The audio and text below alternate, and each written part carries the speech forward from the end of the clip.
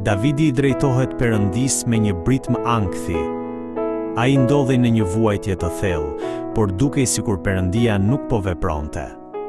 Prandaj ai thot se Perëndia është fshehur. Kjo shprehje tregon qartë sa I dëshpëruar ishte Davidi. Edhe ne ndonjëherë kalojmë nëpër situata të ngjashme. Na duket sikur Perëndia nuk është pranë nesh dhe nuk u përgjigjet lutjeve tona.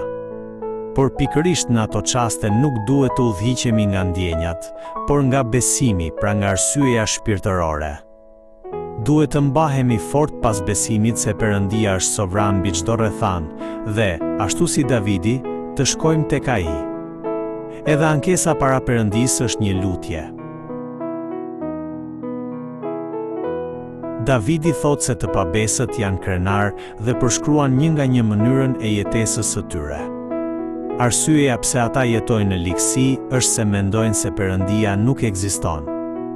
Meqense nuk e marrin Perëndin parasysh, nuk I friksohen gjykimit të Tij dhe shtypin pa asnjë hezitim të dobtit dhe të pambrojturit. Ajo që na rëndon edhe më shumë është se jeta e të pabesëve duket sikur shkon mbar. Megjithatë, Davidi besonte se begatia e tyre nuk do të zgjaste përgjithmonë. Prandaj ai lutet që ata të kapen nga vetë kurthet që ata kanë kurdisur.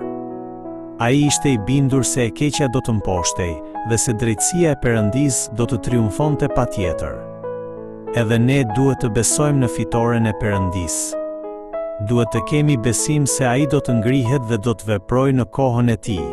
Ky besim na ndihmon të mos dëshpërohemi, të qëndrojmë me durim deri në fund dhe më në fund të përjetojmë fitoren e Perëndisë.